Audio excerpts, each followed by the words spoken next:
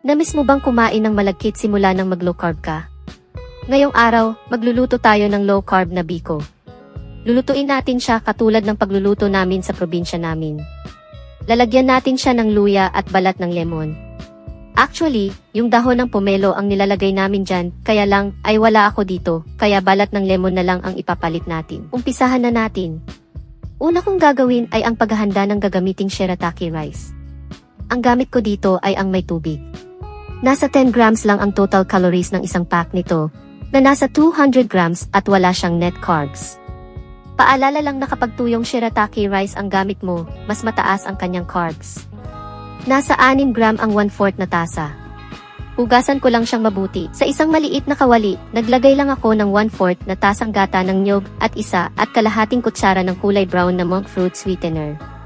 Paghaluin lang natin silang mabuti at pakuluan hanggang maging malapot na siya. Habang hinihintay natin ang paglapot ng gata, ihanda na natin ang balat ng lemon na gagamitin natin.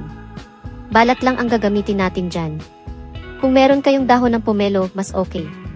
Magbalat na din at maghiwa ng nasa 1 kutsaritang luya.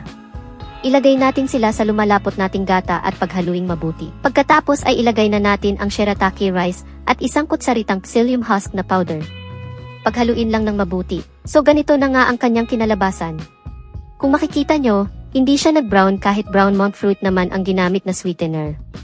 So ang gagawin natin dyan, isalin muna natin ang malagkit sa isang lalagyan. Tapos hugasan lang ng kunti ang kawali at maglagay ng 1 kutsarang monk fruit sweetener.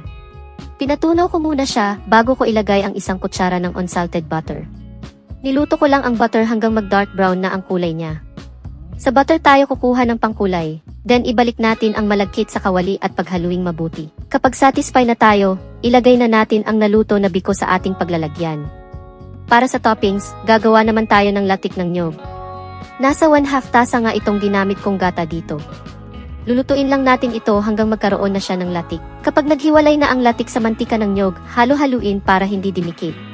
Hintayin mag-golden brown ang kulay. Tanggalin sa apoy at salain. Then ilagay lang natin sa ibabaw ng ating biko ang latik. At hayan, natapos na din merienda po tayo. Kung nagustuhan mo itong video, huwag kalimutang mag-follow at i-share itong video. Thank you!